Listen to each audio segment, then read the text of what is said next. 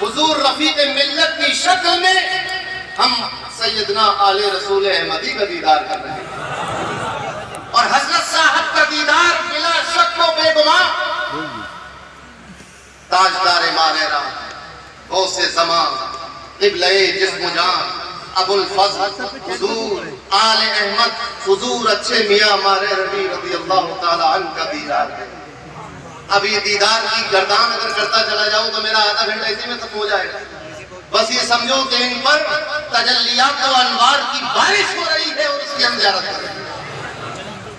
और ये ऐसे पीर हैं जैसा कि आपने सुना कि लुटाने वाले पीर हैं, तो जो बरसात इन पर हो रही है उसके छींटे बरसातियों पर गिर रहे हैं। क्योंकि एक बात बता दूं, हाफिज अब्दुल क़य्यूम साहब का एक शेर था कि समझ में बात आई हौज़े कौसर के बनाने की, समझ में बात आई हौज़े कौसर के बनाने की, पुरानी रस्म है बारात को शरबत पिलाने की, पुरानी रस्म है बारात को शरबत पिलाने की। बरकातियों कहीं देखा कि किसी दूल्हा पर निछावर हो और दूल्हा खुद लूट ले? ये नहीं होता। दूल्हा पे निछावर होती है और बराती लूट ले। तो दूल्हा पे निछावर हो रही है और बराती लूट रहे हैं। और स्टेज पर हमेशा की तरह सरकारे कलाम हुजूर हमारे अहले सुन्नत हज़रत सैयद मोहम्मद अमानिया साहब क़िबला और दीगर शहजादान मौजूद हैं और एक शहजादे नजर नहीं आ रहे। वो कहाँ है? बरकातियों, तुम यहाँ बैठकर मियाँ साहब क़िबला के उर्स का फैजान लूट रहे हो और उस्मान मियाँ बगदादी मोहल्ला से फैजान भिजवा रहे हैं। वो बगदादी मोहल्ला में है। हमारी गुजारिशें वहाँ अर्ज कर रहे हैं, पेश कर रहे हैं। हम तो यहाँ नायबे गौसे आजम के कदमों में हैं, वो वहाँ गौसे आजम के पास। इंशाअल्लाह अल्लाह तबारक व तआला खैर व आफियत के साथ इनको यहाँ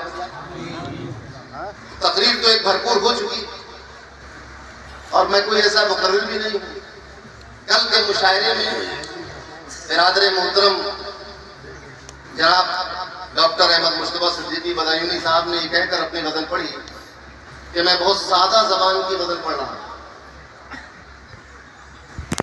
और ये अपना कलाम पढ़ते हुए उन्होंने कहा कि मेरा कलाम नहीं है बरकातियों की, ये तुम्हारी बातें हैं।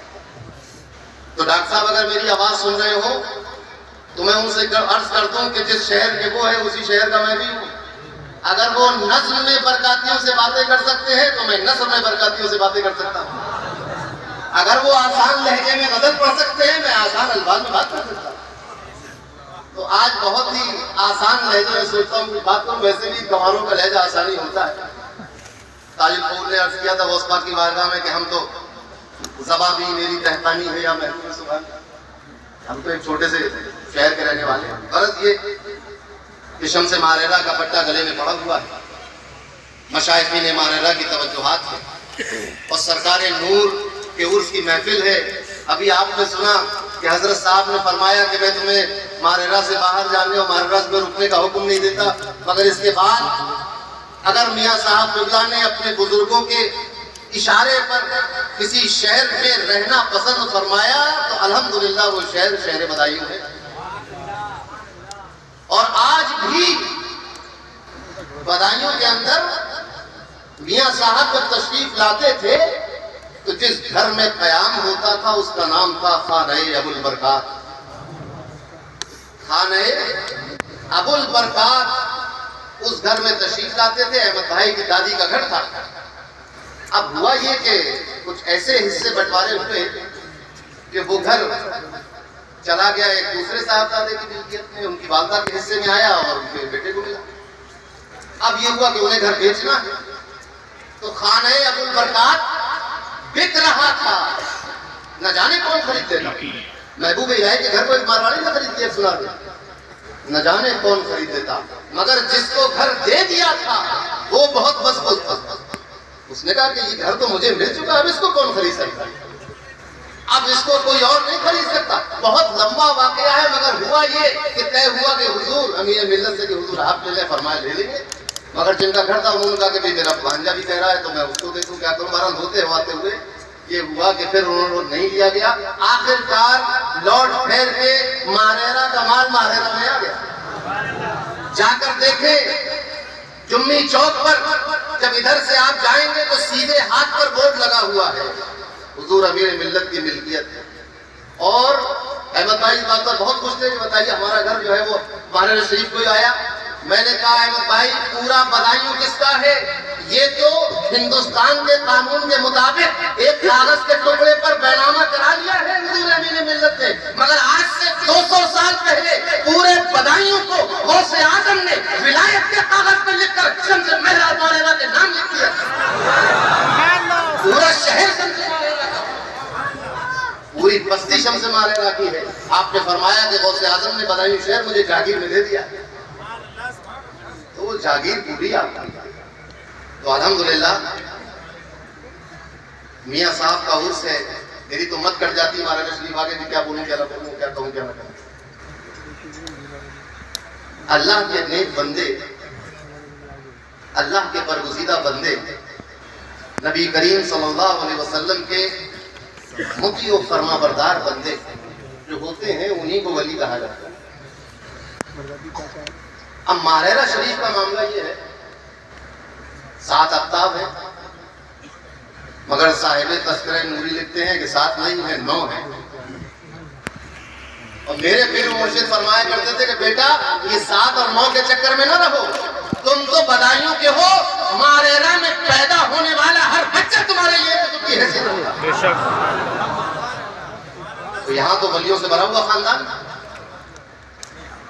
अभी आपने जो तकरीर में वाकया सुना शजरतुल दर का, मियाँ साहब का वो खादिम कौन है कि जिसके पास एक ऐसा शख्स आया कि जिसका घर बिकने वाला था? कौन है वो खादिम? वो खादिम हजरत काजी गुलाम शब्बर साहब है। और ये वो काजी गुलाम शब्बर है कि जिनके खानदान में मारेरा की 6 खिलाफतें मौजूद हैं। बदायूं में घर था, जमींदारी बुलंदशहर में थी, बुलंदशहर में भी एक घर था, वहीं मियाँ साहब आराम पजीर थे, सुकूनत इख्तियार किए हुए थे, दौरे पर करम फरमाया करते थे। एक बात मैं अर्ज करना चाहता हूँ और सादा बात करूंगा, हो सकता है गैर मरबूत भी हो जाए। आजकल मुनाजरों का चैलेंजों का दौर आ गया। ये चैलेंज है और ये मुनाजरा है और ये मुबाहिला है और ये तकरार। मगर आपने कभी सुना कि मारेरा शरीफ से कोई चैलेंज लिया हो किसी? आज मैं मारेरा की एक जंग और चैलेंज और मुनाजरे की बात करने वाला हूँ। चैलेंज होता है कि आ जाओ मैदान में अगर तुम सच्चे हो, आ जाओ मैदान में अगर ऐसा है, आ जाओ मैदान। अरे साबिक ऐलान मारेरा की गलियों में किया जा रहा है और ऐलान ये हो रहा है कि आज रात को कोई अपना मवेशी बाहर ना निकाले, आज रात को कोई बच्चा अपने घर से बाहर ना निकले, आज रात मारेरा की बस्ती के लोग अपने घरों से बाहर न निकले। आज हमारी और जिन्नातों के बादशाह की लड़ाई हो रही है। जरा सोचिए, जिन्नातों से बहुत घबराते हैं लोग, इस पे जिन्नात आ गया और उस पे आगे हो गया और इस पे हाजिरी आने लगी। हुजूर एक साहब पे हाजिरी आ रही थी तो कह रहा था मेरे ऊपर बहुत पाक आते हैं। अस्तगफिरुल्लाह। बरकातियों, ये खुला हुआ झूठ और सजल और फरेब है कि गौस पाक आ गए, इनके ऊपर गरीब नवाज आ गए और इनके ऊपर फलाने बुजुर्ग आ गए। ये बुजुर्ग किसी पे नहीं आते। ये शैतान और आसिफ होता है जो लोगों को परेशान करता है, या फिर कुछ दिमागी बीमारियां ऐसी होती हैं जिसको लोग आसिफ समझ लेते हैं। मगर एक जिन्नात भी होता है। अब वो जिन्नात परेशान कर रहा है। आखिरकार हजरत मीर अब्दुल जलील साहब को जला लाया। आपने ऐलान कर दिया कि आज हमारा मुबाहिला है जन्नतों से, और ऐसा मुनाजरा और ऐसा मुबाहिला और ऐसी जंग हुई कि 40-50 जिन्नात गिरफ्तार कर लिए, कैद कर लिए, और इस शर्त पे छोड़ा गया कि हमारे मुतवस्सिल के ऊपर अगर गलती से कोई जिन्नात आ जाए, अमल तो आए नहीं, और अगर आ जाए और जब उसको ये बताया जाए कि ये इतना मुरीद है तो फौरन चले जाए। अब सोचो बरकातियों, किसी ताबीज झाड़ फूक की जरूरत बची? कोई जिन्नात आ जाए तो जरूरत बची? अब दर बदर मारे मारे न फिरना ताबीजों के चक्कर में और झाड़ फूक और उतारों के चक्कर में। अगर अकीदत सच्ची है तो कान में जाकर कहना कि हम उसी का हाथ पकड़े हैं कि जिसके हाथ में मीर अब्दुल जलील साहब का हाथ, उसी मारेरा से मुरीद है, हम उसी के सिलसिले के मुरीद हैं। जिस तरह वो अपने सर ऊंचा करके कहते हो मुरीदी ला तखफ वाशिन फइन्नी अज़ूमुन कातिलुन मिनल क़िताली, ये कौल तो खूब कादरियों को याद रहता है। बरकातियों इसको भी याद रखो कि अब जिन्नात आ जाओ, जिन्नात का बादशाह झुक झुक के सलाम कर रहा है, माफी मांग रहा है और ये अहद करके जा रहा है। आपने सुना होगा किस्से कहानियों में कि इसको सुलेमान अलैहिस्सलाम की कसम दे दो तो जिन्नात चला जाता है, फला चला जाता है। इसकी सनद मुझे नहीं मालूम, मगर ये मुझे मालूम है कि मीर साहब के नाम से जिन्नात चला जाता है।